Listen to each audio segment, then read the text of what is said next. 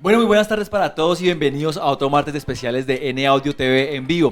Recuerden que todos nuestros programas los pueden encontrar en www.naudio.edu.co o en nuestro canal de YouTube, N Audio. El día de hoy volcaremos nuestra atención a un medio tan propio de nuestra cultura como también controversial. Estamos hablando de la televisión, un elemento que se ha posicionado de manera tan influyente dentro de nuestra sociedad que siempre está en medio del debate. Pero más allá que entrar en discusión sobre sus contenidos, hablaremos sobre una parte fundamental para su impacto dentro del público. Estoy hablando de la postproducción. La postproducción contiene una serie de elementos de gran importancia dentro del cumplimiento no de los objetivos de una producción de televisión. La ambientación, los diálogos, el diseño de sonido son entre otros factores que si bien pueden cambiar la intención de una historia, a veces son subestimados. Y esta situación hace parte de que una producción sea o no de talla internacional. Y dentro de la postproducción encontramos también los niveles de normalización. ¿Cuántas veces no nos ha pasado que estamos viendo nuestro programa favorito de televisión y cuando entran los comerciales, ¡pum!, abruptamente se sube o se baja el volumen? O cuando nos pasa lo mismo cuando estamos cambiando de canal. Actualmente existen estandarizaciones o recomendaciones para estandarizar este tipo de nivelación para que esta situación no se presente, pero aún está en proceso de implementación. Y para hablar de todos estos temas, qué mejor que estar en la compañía del ingeniero David González, quien es ingeniero de sonido, músico, compositor y musicalizador conceptual, quien ha trabajado en múltiples producciones de televisión en uno de los canales de televisión más importantes del país, pasando desde programas infantiles, series unitarias, series y telenovelas de gran reconocimiento. Entonces, pues bienvenido, David, muchas gracias por estar acá en especiales N Audio. Bueno, Iván, muchas gracias por la invitación. Gracias a Fabio Nicos y a N Audio por esta oportunidad de poder expresar mis ideas, mis conceptos. No, usted seguramente va a ser bastante revelador con muchos temas de estos que a veces nos quedan un poco confusos. Quiero preguntarle algo que siempre le pregunto a todos los invitados y es, bueno, ¿cómo llega usted a meterse de lleno en la postproducción para televisión? ¿Cuál es esa evolución en su vida profesional? Bueno, yo me gradué como maestro en música con énfasis en audio en la Pontificia Universidad Javeriana. Arranqué como casi todos los músicos ingenieros de sonido armando mi propio estudio, haciendo jingles, haciendo música, producción. Pero pues las vueltas que da la vida me encaminaron a ingresar en el mundo de la postproducción. Recuerdo especialmente a don Eduardo Narváez, quien fue el que me palanqueó en un canal de televisión. ¿Que me palanqueó? Sí, me ayudó bastante en ese aspecto y ahí empecé a hacer carrera. Y llevo 7 años, llevo 10 años de ejercicio como ingeniero de sonido y 7 en postproducción de televisión. Vale, bien. Dentro de la postproducción, yo sé que, digamos, la forma de trabajo que se lleva, no solo dentro de lo que es la herramienta como tal, sino también como la interacción en que hay entre los grupos de trabajo, ¿qué elementos tiene como especiales la postproducción para trabajar en ella? Bueno, la postproducción para cine o específicamente lo que estamos hablando en televisión requiere mucho trabajo en equipo. No es el caso de pronto de una producción musical, el ingeniero artista que está tras la consola, tras las decisiones de grabación, se requiere mucho trabajo en equipo. Son varias personas. Hay varios roles, hay varios elementos.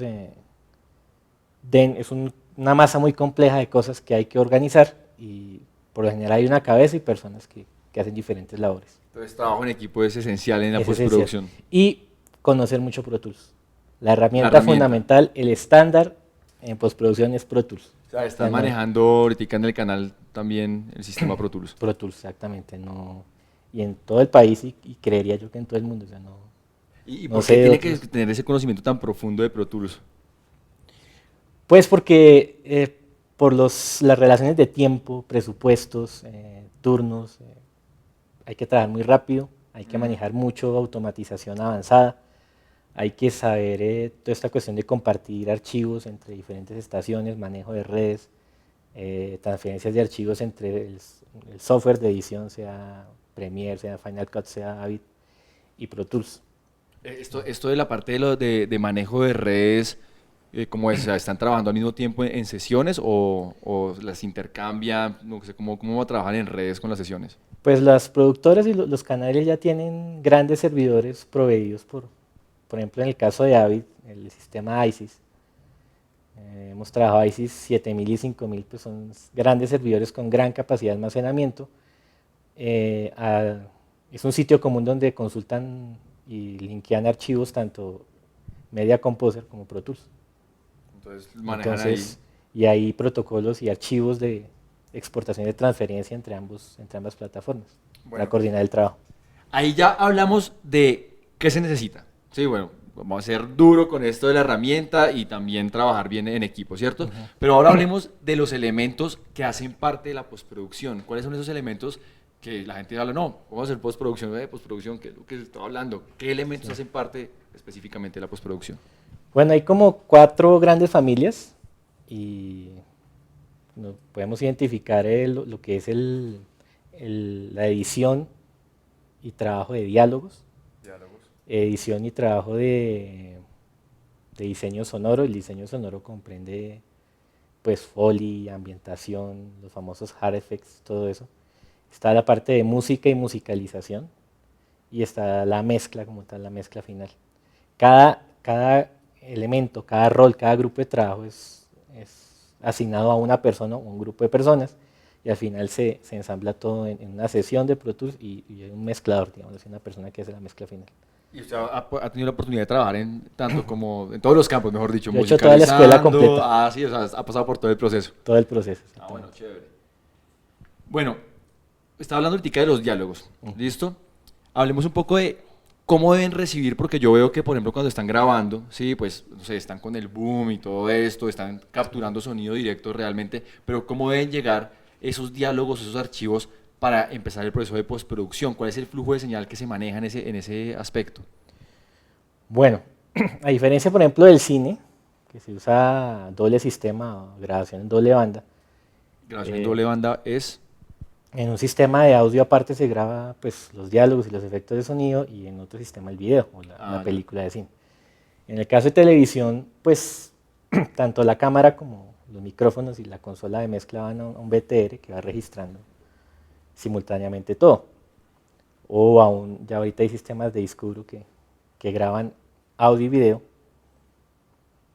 Y las unidades móviles descargan toda la información en servidores y hay una metadata que linkea los archivos de audio con los archivos de video. Entonces el operario, el editor conceptual reúne en Media Composer o en el software que sea de edición de video, trabaja simultáneamente y linkeados video y audio. Entonces hacen la edición del capítulo, del programa y hacen una exportación.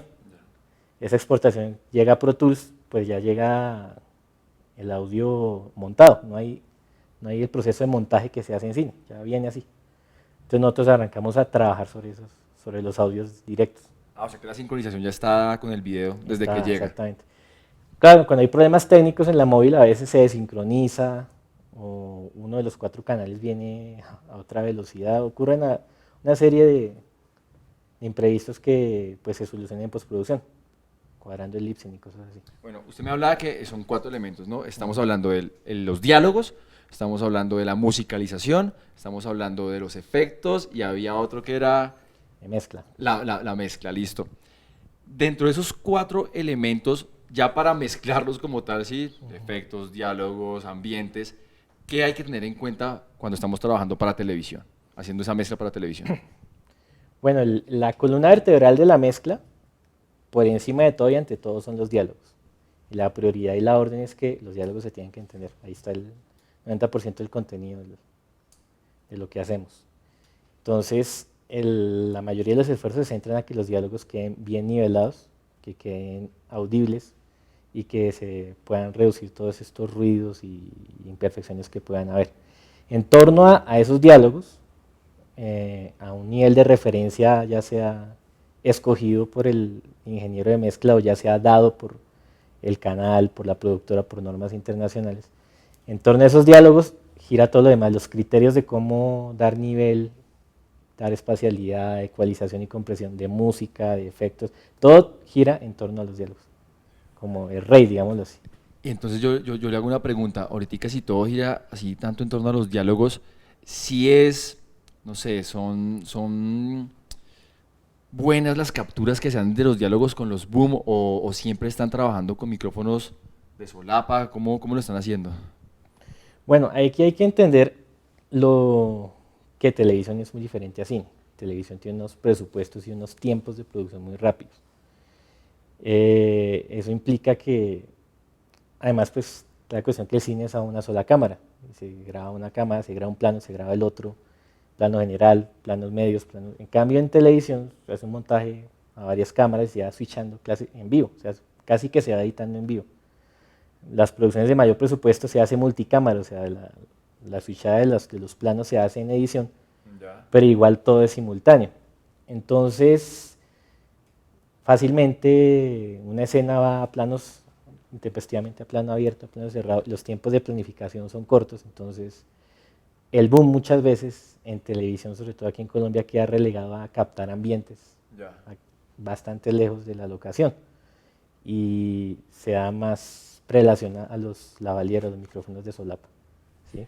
Y en esa, que pena lo interrumpo, en esa cuestión me está hablando, digamos, de la captura de los diálogos. ¿Esa captura de los diálogos también hace parte del diseño sonoro de la producción? ¿Es parte del diseño sonoro, los diálogos? Buena pregunta. Digamos que lo que es muy recurrente es un sonidista experimentado que tiene claros sus procedimientos y tiene que adaptarse al planteamiento del director. El director dice que una cámara aquí, una cámara acá, el actor entra así, entra por acá. Y casi que tiene que ser por default la planeación del sonidista. O sea, pues se da el caso en que hay una retroalimentación, pero por lo general el sonidista tiene que trabajar muy solo y adaptarse a lo que le impongan. Por eso muchas veces ahí se dan imperfecciones en la captura, ¿no? Ya. Pero entonces, ¿son parte los diálogos del diseño sonoro? Parte del... ¿Son parte del diseño sonoro o qué es el diseño sonoro? Porque a veces yo escucho, no, es que Ah, el ok, diseño sonoro ya te para entiendo. televisión. Entonces digo, bueno, sí, pero ¿qué hace parte del diseño sonoro para televisión? Una forma para ponernos todos de acuerdo en el trabajo y eso, el diseño sonoro, nos remitimos bastante a lo que es ambientes, hard effects y foley, ¿sí? Los diálogos son como, por la cantidad de trabajo que requieren, ya lo he dicho anteriormente, son como una cosa aparte, ¿sí? Entonces, al hablar de diseño sonoro nos referimos a esta cuestión. Ambientes, Foley, Y hard effects. hard effects. ¿Qué son esos hard effects? Bueno, traduce literalmente efectos duros o efectos Sí. en primer plano. Ese término yo lo aprendí aquí en N Audio, en una conferencia de Víctor García. ¿Ah, sí? Se refería a ese tipo de efectos como hard effects. ¿Y qué son? Los efectos que hay en primer plano que tienen que estar, que se tienen que colocar en postproducción obligatoriamente, impajaritables, digámoslo así. ¿Cómo cuáles? Como tonos celulares, refuerzos de puertas, de automóviles que pasan, todo lo que requiera que esté en primer plano, la cámara, y que requiera un refuerzo. Que por alguna razón no se oye, no se detecta. Esos son los Hard effects. ¿Qué diferencia hay con el Foley? Digámoslo así, el Foley que se hace. El Foley es totalmente necesario para banda internacional, para doblaje. Pero, vuelvo y repito, los tiempos de producción en televisión son muy cortos.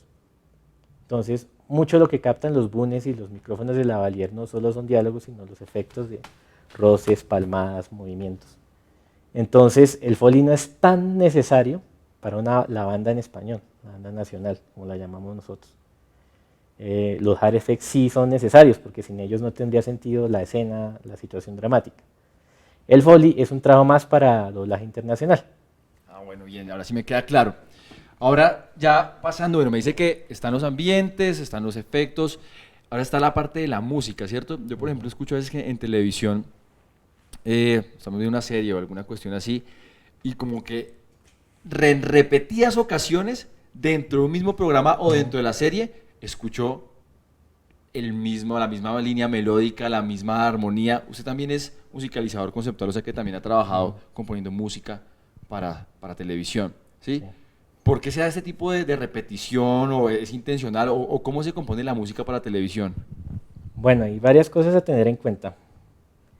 Digamos que la música para televisión se puede manejar de la siguiente manera. Se contrata un compositor que hace lo que llaman un score. O sea, compone prácticamente para cada escena. Esto es muy del cine. Y series de alto presupuesto americanas pues funcionan así. Pero en lo común de la televisión es contratar un compositor que haga una especie de librería con una serie de cortes que marquen las emociones principales. Emociones o lo que llamamos leitmotiv, o sea, un tema musical o una melodía, una armonía que identifique una situación, un actor. Pero el compositor llega hasta ahí, entrega su música y chao. Y entonces hay un musicalizador conceptual que es la persona dedicada a los 120 capítulos de una novela, a los 60 de una serie, a aplicar esa música de acuerdo a la intención dramática de cada escena. Y entonces, estas pequeñas composiciones, ¿él las hace viendo la serie o la novela o las hace simplemente sin siquiera sin conocer la historia? ¿Cómo es la cuestión? No, digamos que el compositor designado recibe una sinopsis, recibe un desglose de cada personaje, la descripción de cada personaje, su parte psicológica, en su rol dentro de la novela, recibe escenas. Cuando el compositor es contratado, usualmente no están empezando el proceso de edición apenas, entonces no hay nada armado. Recibe escenas sueltas, recibe material para que él pueda ya... Pero si tiene suficiente conocimiento sí, de la serie o de la producción a la hora de empezar a componer. Y evidentemente, ya una vez editados los primeros capítulos, sobre todo el primer capítulo, que es el más crítico, el compositor viene a hacer la musicalización conceptual del primero y ahí sienta las bases y le da una... Sí, todo lo que va a ser la base de la música que va a estar a lo largo del desarrollo del programa. Le da los lineamientos al musicalizador conceptual. También es intencional que a veces, por ejemplo, yo escucho la canción completa o el corte completo de una situación, pero a veces solo escucho de pronto algunas partes, ¿no? Que los strings que hacen parte de esa canción o de ese leitmotiv que usted me dice, o que a veces escucho las guitarras o escucho algunos elementos aparte. ¿Sí? ¿Esto para qué lo hacen? Pues para rendir el material. Para rendir el material. No, básicamente, de acuerdo a la destreza del compositor, se compone un tema musical que funciona entero, la mezcla, el full mix que llamamos, sí, o por sus diferentes partes, solo strings, solo percusión también funcionan y dan otros matices. Sí, claro, además que también generan como unidad también dentro de todo lo que es la música del programa, una ¿no? unidad conceptual. Chévere, listo. Uno cuando está trabajando en cualquier cosa realmente se presentan diferentes situaciones que uno llama imprevistos entre comillas, pero que a veces son muy comunes, ¿no? Sí. Pasa eso también en la postproducción, que se presentan como estas situaciones que se presentan muy constantemente. Uno llama cacharros. Unos cacharros que, pero uno dice, bueno, pero es que estos cacharros ya los había solucionado, pero inevitablemente vuelven y aparecen, porque eso pasa como que creo que en muchas profesiones. Digamos que hay cacharros, o lo que en la experiencia mía hay cacharros de dos tipos. La calidad del material que llega de producción, o sea, ruidos recurrentes, hiss, pops, sí, cracks, intermitencias de audio, y cacharros en la operación de la maquinaria, que es básicamente Pro Tools, ¿sí? O sea, el manejo como tal, que haya de pronto una... Pues sobre todo, hay una cosa que siempre pasa y es que se colocan los archivos de video en el mismo disco duro o en la misma partición donde están los archivos de audio y la sesión de Pro Tools. Eso es un complique porque se empieza a sacar error DAE 9093, inclusive Pro Tools le dice defragmenta el disco. Pero es por una situación de pronto de orden como tal. Es el ancho de banda, si no estoy mal. O sea, el acceso a información tanto del video como del audio al tiempo y todos los parámetros de la sesión de automatización y todo lo demás.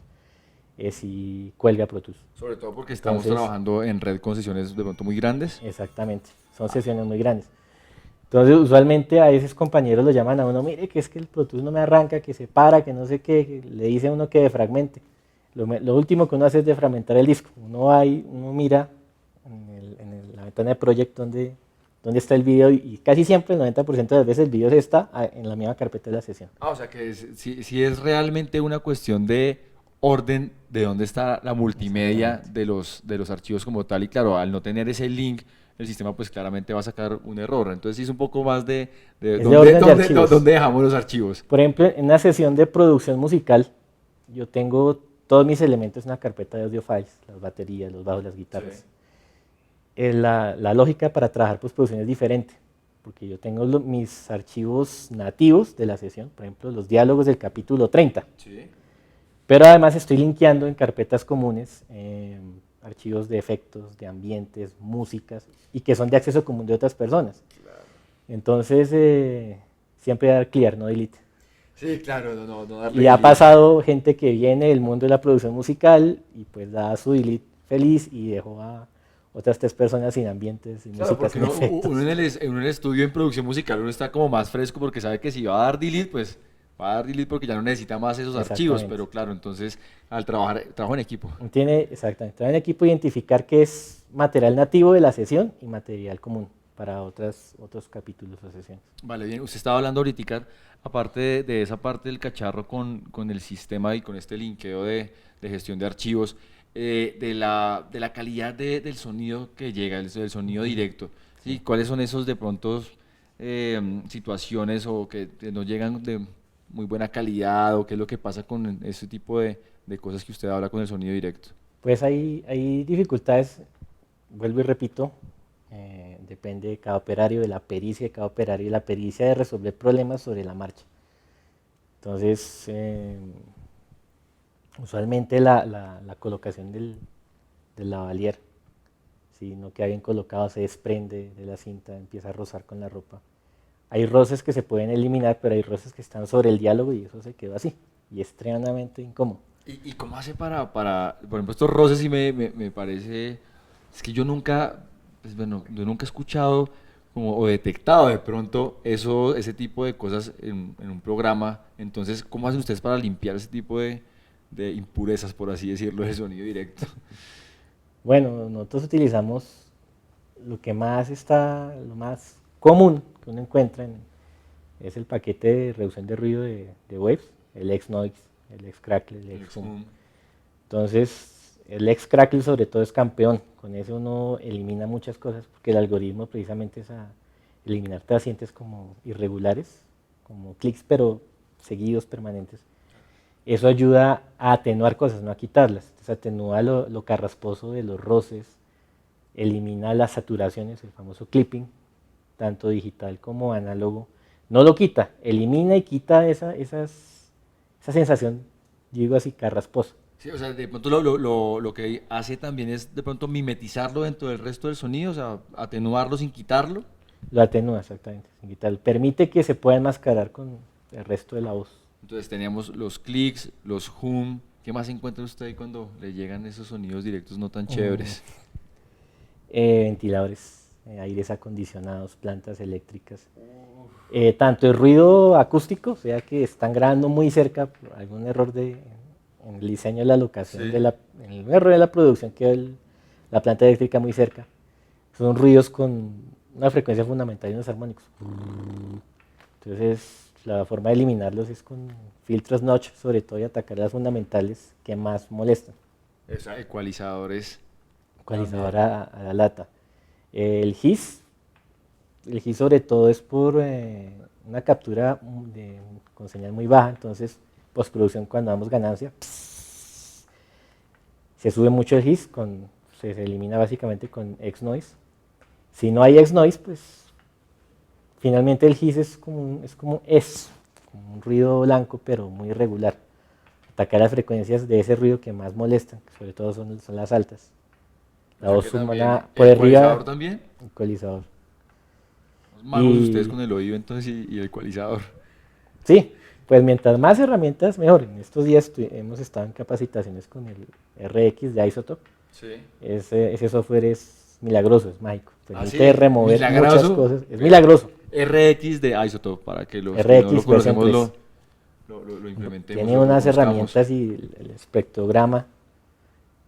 O sea, yo conocía softwares que hacían un espectrograma de una señal determinada en un tiempo determinado, pero uno puede modificar directamente el espectrograma. Uno puede ver ciertas líneas incandescentes, son feedbacks, son ruidos, son armónicos, y uno puede, Eliminarlas cual muy Photoshop, puntualmente. ir borrando. Tremendo. Pero pues no es lo usual, entonces hay que recursos, sobre todo filtros notch, y ecualización y el pen tool Ah, de sí, Pro Tools. Sí, bastante tenemos ya una línea. técnica para expandir la forma de onda y poder identificar trascientes. Es una trasciente totalmente abrupta en medio de una tendencia suave. Ya sabemos que es un clic, un pop. Entonces, con Lo- lápiz se quita y y desaparece listo. mágicamente. Vale, bien. Sí, porque hay algunos que no creen que esa esa función en el Pro Tools de abrir tanto el waveform y poder escribir realmente ahí, como que a veces no le hallan la forma, pero realmente sí es muy funcional para los clics sobre todo, ¿no? Yo nunca le hallé sentido, la verdad, en producción musical. Sí. Que una toma mal hecha se repite, punto. Y si no se repitió, pues mal productor. Pero acá sí hay que hacerse mañas para mejorar la calidad. Vale, bien, chévere. Usted también es musicalizador conceptual, ¿cierto? Esas, digamos, como cuando usted va a componer algo, ¿qué nos puede decir como que toca tener realmente presente? ¿Qué nos puede ayudar para enfrentarnos a componer música para, no sé, una telenovela o una serie? Quiero hacerte una aclaración. La musicalización conceptual, como lo venía diciendo, es la persona que toma una librería de música preexistente o hecha para el producto y la aplica en cada capítulo, en cada escena. El compositor es el que produce la música, ¿no? Yo he jugado En los dos. en esos dos frentes. Entonces, como musicalizador conceptual, uno necesita que la música respalde completamente la intención dramática de la escena. Bueno, puede haber algo de cinearte, videoarte, donde la música vaya al contrario de la intención dramática, pero no es lo usual. En el mercado, la música es totalmente acorde a la intención dramática. Sobre todo en la televisión, ¿no? Que se busca Exactamente. realmente entrar directamente al Sí, público, ¿no? entonces, escena de drama, de tristeza, pianos en do menor y strings así trágicos, ¿sí? Alegría, pizzicatos, humor. Hay unos Pizzicatos, clichés ahí. claro. Pero básicamente lo que se necesita, lo que yo exijo como musicalizador conceptual y lo que hago cuando tengo la oportunidad de componer música para audiovisuales, es que no sea una música abstracta. O sea, cero jazz, cero marihuanazo, Cero cero marihuanazo, le dice soyes, y usted. no. O sea, drama es drama, y lo ponemos dramático, ¿sí? Alegría es alegría, y usar todos los elementos de composición, todos los recursos de producción enfocados a eso, a ser explícitos en las... Sí, o sea, no, realmente no están buscando para nada que el espectador de pronto se ponga un poco subjetivo a ver si la coge o no, sino que explicarle muy claramente al espectador, esto es que está feliz, esto es que está triste. Exactamente. Sí, cosa que es diferente en el cine, ¿no? En el cine sí En el es muy cine diferente. es de acuerdo al deseo y capricho del director, finalmente. Como digo, pueden haber Situaciones, excepciones, pero se busca más ser puntual ser puntual, y exactamente. dar a conocer esa emoción que se está tratando de transmitir directamente, sin que haya como cabida a que el espectador piense otra cosa. Exactamente. Vale, listo. Bueno, vamos con un pequeño corte y ya volvemos con David González y normalización y postproducción.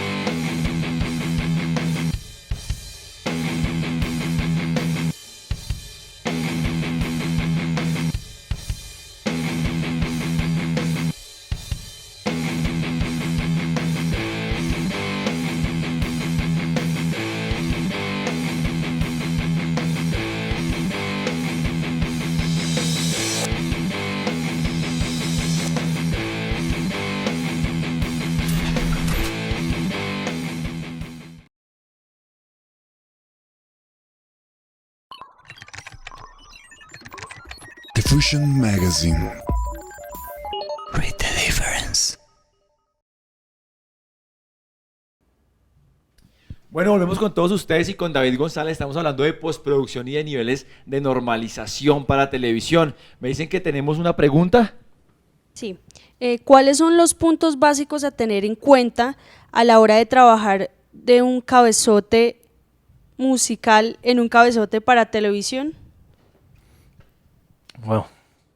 Los cabezotes. Bueno, Primero cabezotes. dejemos claro de pronto para los que no tenemos este conocimiento, ¿qué es el cabezote? Bueno, el cabezote es la identificación del programa. Por lo general resume la esencia de la serie o de la novela. Por lo general se hace en calidad superior al resto de la novela, o sea, en formato de cine, cosas así. Musicalmente, por lo general es un tema pop comercial, cantado.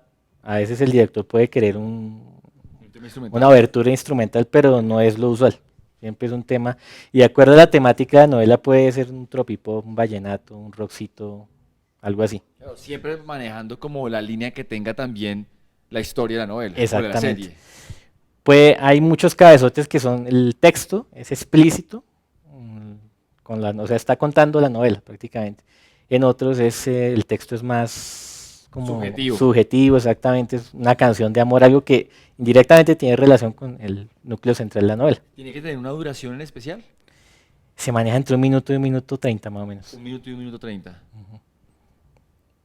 Y pues están codiciados, o sea, cuando hacen licitación convocatoria para la música de una novela, pues hay como 2 ítems a lo que uno le puede pegar, al cabezote y al incidental o ambas.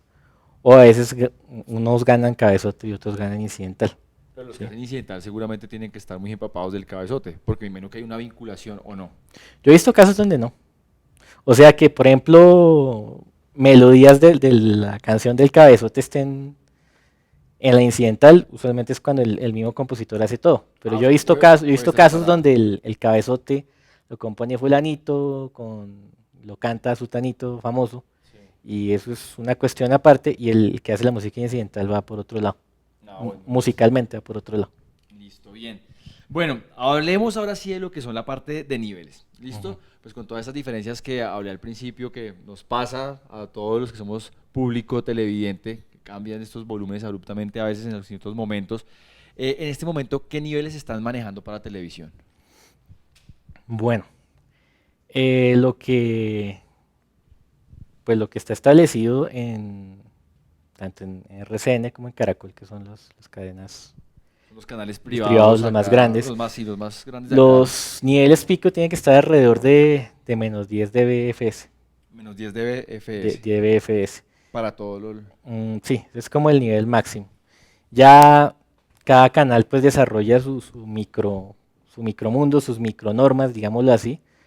Por ejemplo, que la persistencia o el promedio de los diálogos esté en menos 16 y los gritos, las explosiones, lo que suena duro llegue a 10. Lo mínimo, los susurros en menos 20. Más o menos es lo que se maneja. En Colombia. En Colombia. Porque vamos a hablar un poco de eso, de esta normalización que se está tratando de dar a nivel internacional. Y precisamente acá hay una recomendación que es la EUR 128, que especifica ya diferentes parámetros para lograr unificar los niveles de normalización a los que se trabajan, pues precisamente para que no se vuelva a presentar este tipo de situaciones de variación en el nivel. Pero trabaja con 3 conceptos diferentes que me parecieron interesantes porque son como algo diferente a lo que se habla comúnmente y están hablando de sonoridad de programa, rango de sonoridad y medición de pico verdadero, true peak. ¿A qué se refieren estos 3 conceptos? Bueno, digamos que hay que empezar por definir qué es sonoridad o loudness. El término en inglés es loudness, es el generalizado. Estamos hablando es una percepción subjetiva, qué tan duro le suena a usted una cosa, qué tan duro le suena al televisor, qué tan duro le suena Esto tiene que ver pues con la percepción, la psicoacústica, pues, cómo está configurado el oído humano. ¿A eso ¿sí? se refieren con el loudness acá? Loudness La es eso, sonoridad es eso. ¿sí? Es como bájale el volumen que está duro, súbele el volumen. Es la percepción que uno tiene del loudness o la sonoridad que está emitiendo el programa de radio y de televisión y yo tengo una reacción a eso. Es muy subjetivo, o sea, cada ser humano es diferente, cada organismo es diferente, cada persona oye diferente, con cada estado de ánimo es diferente, el estado de salud también, si uno tiene gripa uno no oye nada, etcétera. ¿sí? Pero se ha intentado hacer una medición de sonoridad, como tratar de estandarizar ciertas cosas que se pueden estandarizar y hacer una medición de sonoridad. Eso es lo que se refiere con loudness. Hay un documento técnico que es el ITU 1770 que describe un algoritmo para medir sonoridad y determina una unidad de medida. Es una unidad que mide en decibeles, pero no tiene ninguna relación con decibeles de voltaje ni decibeles de presión sonora.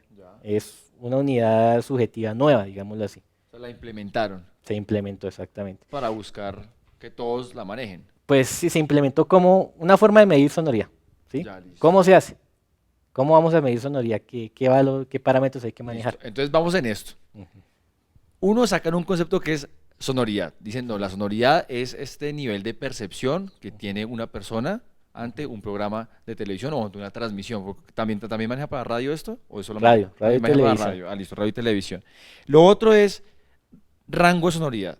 ¿El rango de sonoridad qué es?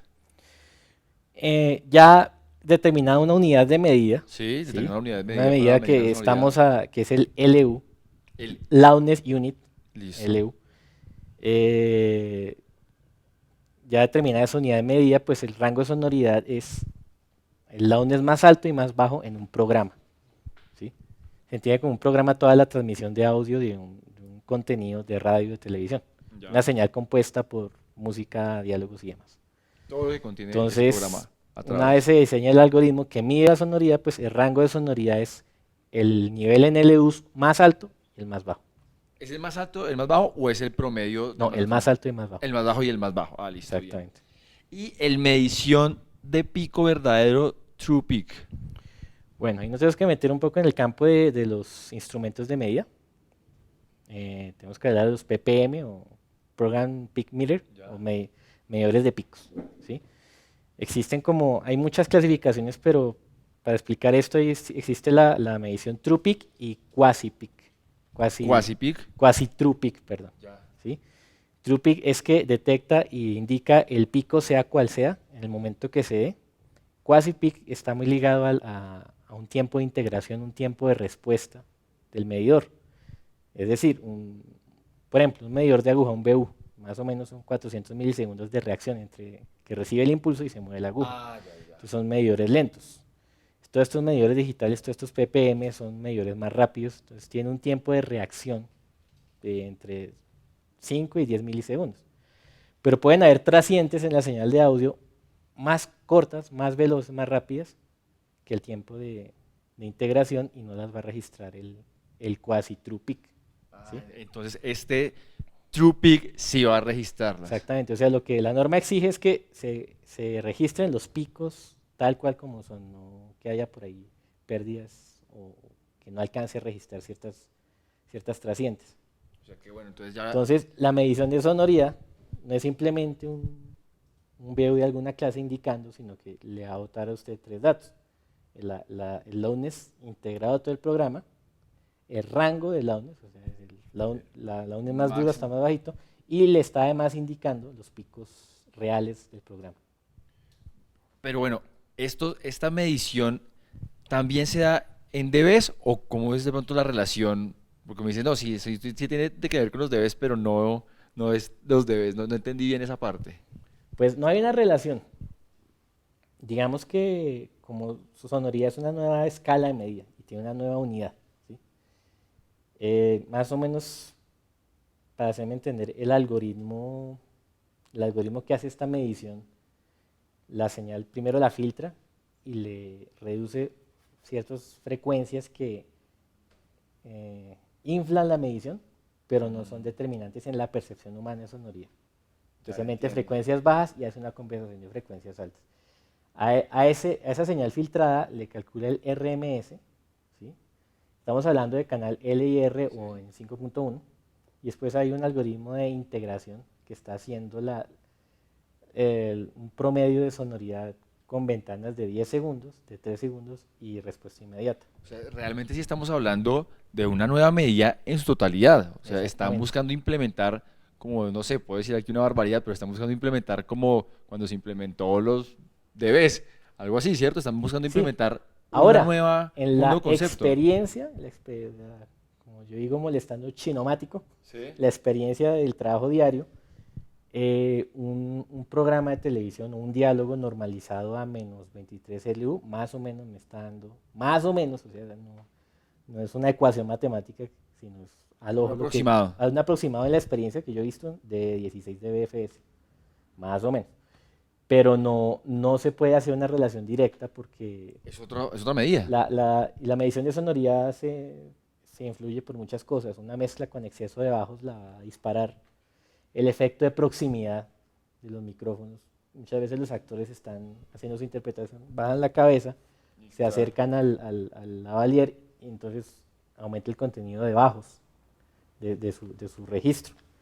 Eso afecta y dispara. Entonces toca también entrar a ecualizar las voces para tenerlas parejitas en todo aspecto para que me den Oiga, una medición de sonoridad. súper interesante realmente realmente porque están tratando realmente de implementar otro concepto nuevo en la medición de lo que va a ser, no sé, el sonido realmente. Exactamente. ¿Y qué tan implementado está? Bueno, en Europa, sé que en gran parte de Europa está, no, se me escapan ahorita el número de países. La normativa, la EU, o sea, la recomendación. ¿La 128? La 128, exactamente. Norteamérica, los gringos no pueden hacer algo, copiar algo, o sea, no pueden adoptar algo, sino tienen que inventarse lo suyo. Entonces replantearon bajo los mismos algoritmos de sonoridad, pero replantearon solamente la medición de diálogos únicamente. Ellos descartan música y efectos, cualquier otra cosa, solamente el algoritmo identifica y mide sonoridad de diálogos. O sea, nada más van a hacer la medición con esta nueva unidad para los diálogos. O sea, es compatible, pero no es lo mismo. Sí, no es lo mismo, pero es igual. Pero sí, no es lo mismo, es que lo tratan de hacer compatible. Y la ley, yo estuve en alguna conferencia donde nos explicaban ese tema, la ley sí acarrea multas en Norteamérica. En Europa no, es unas recomendaciones, pero no son tan drásticos. O sea, en Estados Unidos sí está implementado esto ya. Si usted sobrepasa los niveles de sonoridad, puede acarrear multas. Detalle, para transmisión abierta, los cableros hasta el momento y hasta donde yo tengo entendido, no están obligados a regirse por esto. Entonces, por eso la guerra de niveles siguen ¿Los la qué, señal los de qué, cable. los qué? Los cableros, los proveedores de cable. Los proveedores de cable. Exactamente. Pero la señal abierta sí está regulada de esa manera. Ahorita estoy trabajando en esta serie Mentiras Perfectas de Caracol Televisión y se ha intentado ya implementar esta normalización por sonoridad. Estamos O sea dando que los primeros pasos. sí están trayendo la normatividad aquí a Colombia. Pues estamos experimentando. Están tratando de implementarlo. Implementando porque es difícil. Hay que tener muchos cuidados en la mezcla. Bueno, pero eso es un gran paso porque realmente puede ser un punto en que estas producciones se pongan a un estándar internacional, ¿sí? Y pues ya no tengan este problemita Pues de... la guerra de niveles, que es uno pone publicidad o sale publicidad Sí, comerciales y es durísimo, Sí. vuelve uno a su programa favorito y baja. Es más, las autopromociones de un canal de televisión están a un nivel y la publicidad que viene de agencia está más toteado, que los de agencia sí les importa 5, Ultra Maximizer al soco. Ultra Maximizer. Exactamente. Esto es una alternativa y los promotores de esta implementación hablan de una gran revolución del audio porque se va a empezar a mezclar en base a sonoridad y no en base a niveles pico.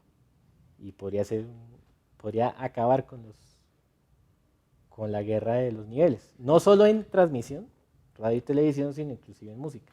¿Y usted qué cree? ¿Que es algo positivo para la industria del entretenimiento televisivo o...? Pues yo sí creo. Sí creo porque la fatiga auditiva es mucha, los programas vienen saturados, súper comprimidos, súper limitados. Normalización por sonoridad sobre todo nos obliga a volver como al concepto de las dinámicas, a mezclar más de oído. Mucho mejor. O sea, uno una vez tiene su sistema de monitoreo calibrado y más o menos uno aprende dónde están los niveles de sonoridad. Ya uno, el resto es oído y gusto. Bueno, Cambio, entonces sí se puede, ya se va a poder volver a trabajar como este arte que es realmente llevar al espectador o ayudar a la imagen en una emoción, en una historia, con lo que usted dice, la dinámica, que eso es lo que se ha perdido un resto, ¿no? mucho. Vale. Teniendo en cuenta todo esto que hemos hablado, los elementos de la postproducción, de la musicalización, los niveles, ¿cuánto en promedio se está gastando en televisión todo el proceso de postproducción de un capítulo, por ejemplo, de una serie? ¿Cuánto más o menos maneja un capítulo de una serie? Más o menos es en promedio ¿cuánto tiempo? Hablando en turnos de 8 horas, más o menos dependiendo del producto. Sí. ¿Sí? Un producto de 45 minutos. Producto de 45 minutos, si es una coproducción con el extranjero, digamos, se debe entregar de una vez con Foley para doblaje internacional. Entonces, podemos estar hablando de 4 a 5 turnos por capítulo. 40 horas Turno exactamente. Incluye trabajo de diálogos, musicalización, diseño Ya lo sonoro, miden Foley. ustedes por turnos y todo, ¿no? Ya están tan Exactamente. metidos que ya no, ¿qué hora es? No, tengo 3 turnos para hacerlo. Exactamente. Chévere. Pronto una novela que no sea en coproducción tiene tiempos diferentes. La banda nacional, o sea, lo que es la mezcla en español, Sí. lo que se va a emitir aquí, entre 2 y 3 turnos, dependiendo de la dificultad del capítulo. Y el Foley se hace después, 1 o 2 meses después, de acuerdo a los requerimientos de ventas internacionales, se hace el Foley, se hacen las entregas en procesos aparte. Pues es un trabajo rápido, realmente lo que usted decía al principio, no, tiene que trabajar uno bastante rápido, porque si son volúmenes bastante, o sea, son sesiones bien grandes, tiene mucho, mucho que hacerles. Vale, bien, me están diciendo que tengo una pregunta. Al trabajar en una mezcla musical para televisión, Cabezote, ¿hay algún manejo específico de los efectos como reverse y demás, teniendo en cuenta los procesos posteriores?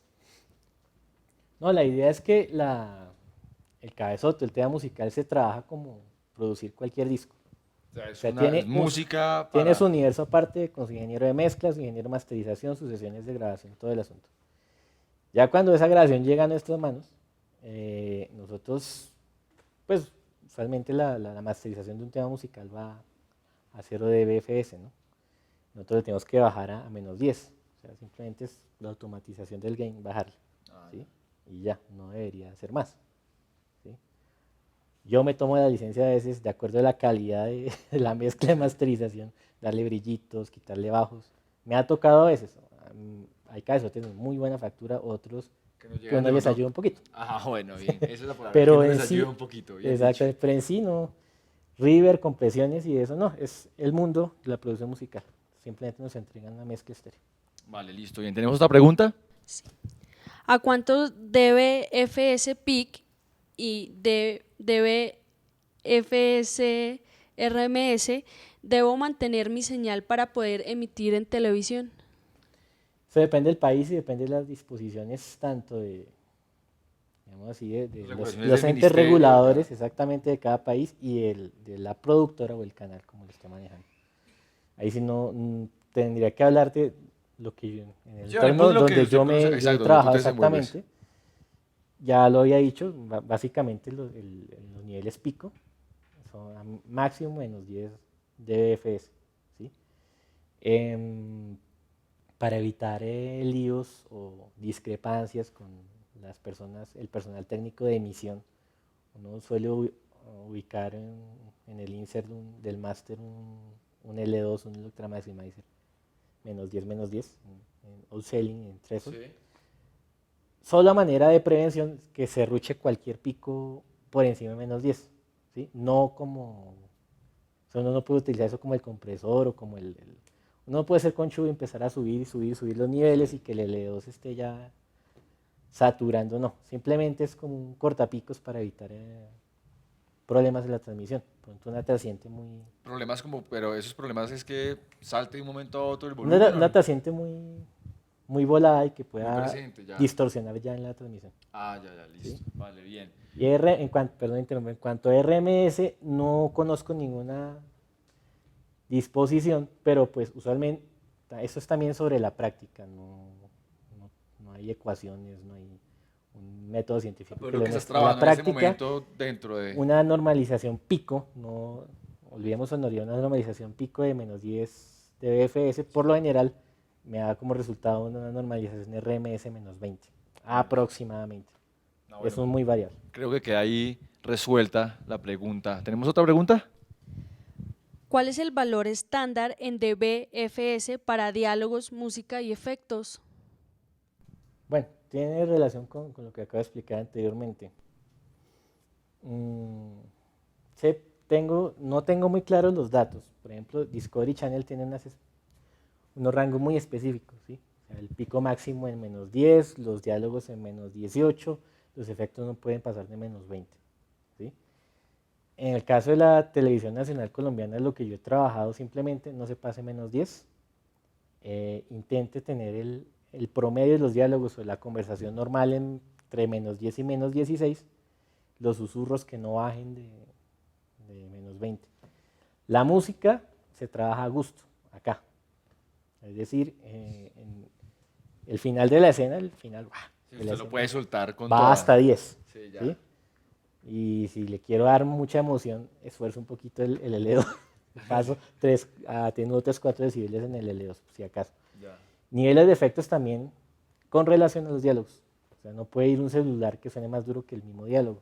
O sea, aquí en Colombia lo que me está diciendo es que es más libre toda esta parte de mezclar los componentes que hacen en la postproducción, pero que siempre la referencia es -10. y el diálogo, y la referencia es en El torno al diálogo, exactamente, y es a -10. a -10. Sé que hay otras normas, otros estándares, repito, los de Discovery Channel, esos están en internet, los pueden buscar. Lo que recuerdo es eso, tiene unos picos, unos niveles muy precisos para cada elemento. Vale, bien. ¿Tenemos otra pregunta? ¿Es aconsejable el uso de un maximizador limitador como el L2 de Waves en mis mezclas para TV? Bueno, el uso del L2 es muy polémico. Una cosa, el L2 o el Ultramaximizer, para que sea solamente limitador, tiene que tener sus dos valores principales en -10, -10. ¿Sí? Funciona como un el limitador input ultra. y el outceiling. Exactamente. -10, -10, o donde uno lo quiera poner. Ya si uno baja el threshold, pues estamos maximizando. ¿Sí? Entonces, nada de maximizar. O sea, Simplemente como -10, limitador. exactamente como limitador. La polémica se da porque uno puede caer en el facilismo. Es decir, uno no cuida sus niveles, uno no cuida el diálogo, simplemente empieza a darle ganancia y el L2 me está atajando los picos. ¿Ves que eso suena duro, suena toteado? No, está en -10, mire, haga la medición. Eso suele pasar muchas veces. Entonces la polémica es que el L2 se trae como un limitador, como una medida de prevención para trascientes muy rápidas y No de para de amplitud. ganar, no sé, son volumen, no para ganar volumen, mejor dicho. Se puede usar para ganar volumen, y lo que hacen en la publicidad y las autopromociones, pero lo que ocurre muchas veces es la pereza. No cuido mis niveles porque el L2 me está atajando los picos. O sea, pero en ese caso también, si estoy utilizando solo para atajar los picos, puedo utilizar también cualquier limitador. ¿O no? Pues, vuelvo y me remito a la práctica personal, el L2 no deja pasar nada. ¿Sí? O sea, Otros limitadores, como tienen una función más artística dentro del contexto de la producción musical, entonces tienen unos tiempos de ataque y de release. Y algo de las trascientes se pasa. ¿Sí? esto es como... Eso tiene que ser, exactamente, un serrucho. Vale, listo. Le tengo una última pregunta ya para cerrar. Ya que vimos todos estos componentes, creo que nos quedaron bastante claros y también queda bastante tema más para investigar, ¿no? Porque vea que, por ejemplo, no sabíamos que se estaba tratando de hacer una normalización y de que estaban sacando otra medida o intentando implementar otra medida para la sonorización. Pues entonces yo le voy a preguntar para cerrar, ¿qué es lo que más le gusta a usted de la postproducción, de hacer postproducción para televisión? Bueno, la postproducción de audio es prácticamente el penúltimo paso de todo el proceso en audiovisual. Es el penúltimo, ya después está el copiado y el embarque y todo eso, la transmisión. Si uno tiene en sus manos el meterle esa berraquera, esa emoción, esa fuerza, ¿sí? Uno puede cambiar inclusive el sentido, o mejorar el sentido, uno puede dar mucho de lo que es uno, del corazón de uno, en la finalización del producto, con la música, con un efecto de sonido bien puesto, con una mezcla bien hecha con cariño, pues el audio lo es todo. O sea, quite el audio de una película de terror y usted no siente susto. Entonces, digamos, de alguna forma uno siente que uno tiene el poder ahí, de muchas cosas. Entonces también se vuelve bastante artístico y se vuelve también algo de creatividad total, ¿no? Exactamente. Bueno, listo. Pues David, oiga, muchas gracias por haber acompañado aquí a todo el equipo y a todos nuestros televidentes, para decirlo de esta forma, ya que estamos hablando de televisión. Entonces, pues no, nada, gracias David, nos quedó muy claro todos estos conceptos realmente. Entonces, no sé si quiere decir algo más. Nada, muy agradecido por esta oportunidad, a todo el equipo de Audio, Fabio, las personas, Iván. Y nada, pues Los invito a que entren en este mundo del entretenimiento y la televisión. De la Es realmente increíble. Bueno, pues así como usted nos lo pone, parece que es bastante, bastante interesante. Muchas gracias a ustedes por acompañarnos de nuevo en otro martes de especiales N Audio TV y recuerden que estamos acá siempre 6 p.m. los martes. Gracias, chao.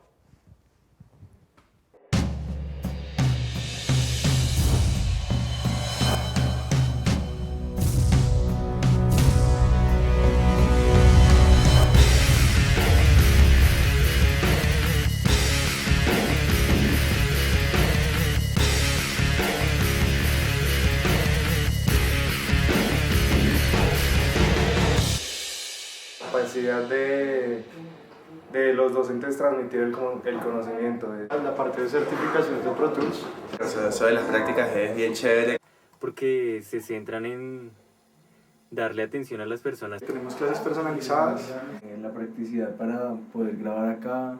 Los equipos son pues, de alta gama y están a completa disposición de nosotros. Formación integral. Genial.